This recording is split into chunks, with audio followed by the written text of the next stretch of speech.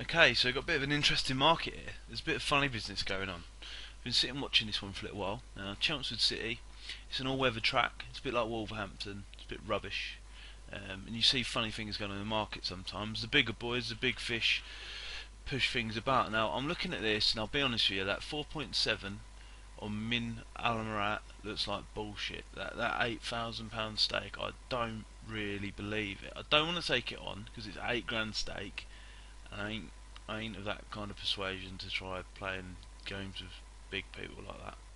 But bang, there we go. So it's disappeared. Now, if you'd seen what was happening just before I started recording, you'd understand a little bit more why I thought that. Now, this has bounced back a tick, but I'm not going to panic.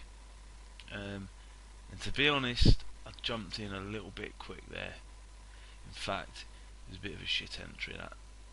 But if you look at the Betfair graph for this mini Almarat down the bottom there, you can see it's bounced all the way down and back up and then down and up a bit. And when I'm sitting watching that, a lot of that's been these large stakes knocking things about. Now, I don't deny the market trades up and down like that, and that's going to happen in volatile markets without a doubt.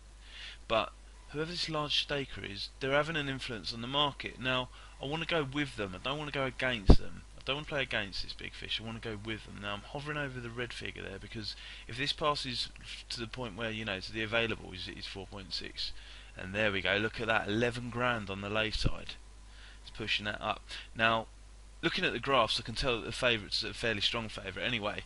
That 4 grand sat at 2.0 is quite likely to be part of the same person, probably, I would have thought. Or if not, I still think that this favourite could go odds on. But it doesn't deny this second favourite isn't particularly strong in the market, but I've been seeing it knock back and forth with these ridiculous stakes.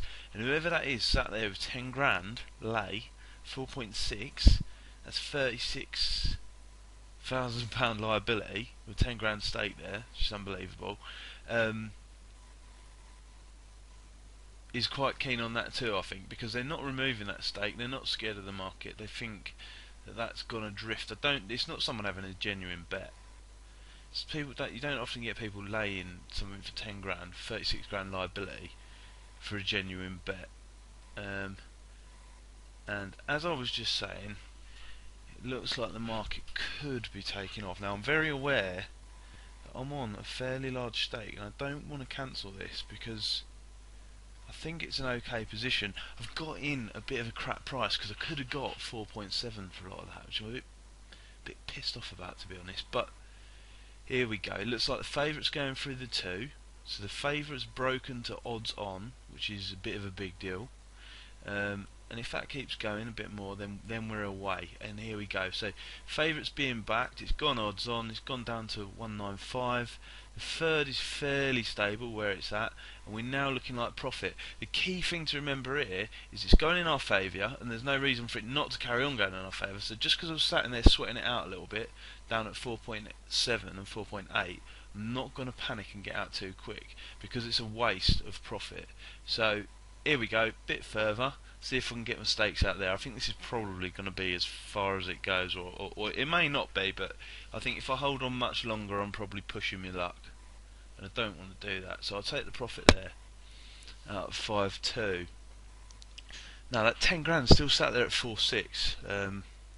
It'd be interesting to see what happens with that. So we just sit and watch. Looks like they're going to go off on time, to be honest. That 10 grand don't want matching. That was purely for helping the market on its way because the second's fairly weak anyway. And obviously the favourite's quite strong in this race, despite it being a bit of a trappy Chelmsford City all-weather affair. Yeah, last one's going into the stalls now. That 10 grand doesn't want matching.